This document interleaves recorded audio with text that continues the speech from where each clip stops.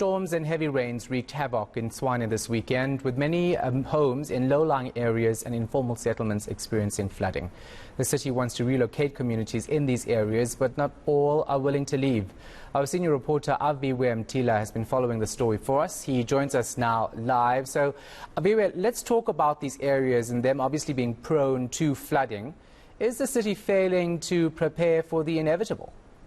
Well, Shahan, that's something that they've actually conceded when I spoke to them today. The MMC of Housing, Abel Dow, basically conceding that they failed those residents of Eerste Fabriek and other surrounding areas. You'd understand that in 2019, there were floods that swept through here. Similar issue, basically, where it ravaged through their houses, their shacks there.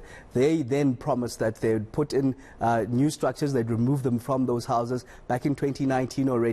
But we do understand that nothing has come to fruition as they've met with the same, very same challenge once more. In fact, in talking to the MMC earlier on, he did promise, put his head on the block, that by October, those residents of Eerste Fabriek will have then been moved into another area, proper housing units that they deserve, like decent housing units. In a conversation I spoke to him earlier on.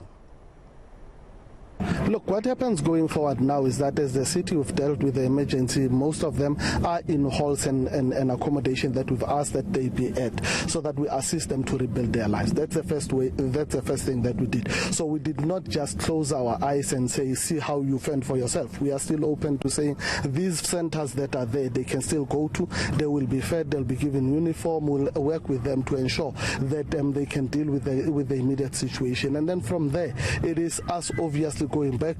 This morning I was in a piece of land that I was looking at, which we own as the city and has township established on it, and I'm looking to other solutions. So definitely I've put my head on the block that by October everyone would have been gone from these areas. Some political parties saying that the government's being disingenuous.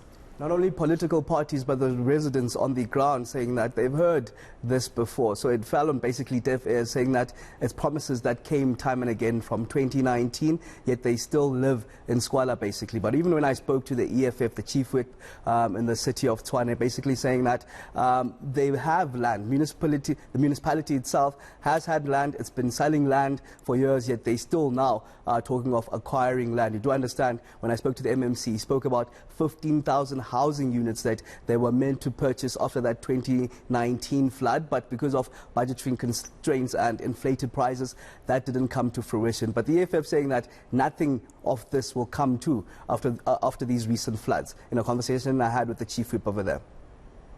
The EFF has been saying that Section 25 must be amended, and we're still struggling. The same ANC that has been established through the struggles of land is the one that is still in the process. Now, our people have basically nowhere to stay. Nobody can choose to live in the river. I mean, this is the riverbank, as one would argue. And in many other areas, our societies, particularly the blacks, are subjected to this type of conditions. Now, the government, in Tshwane, if you speak of Tshwane, a few years back, the municipality was selling land. I'm surprised the MMC says that they are buying land, the land is expensive.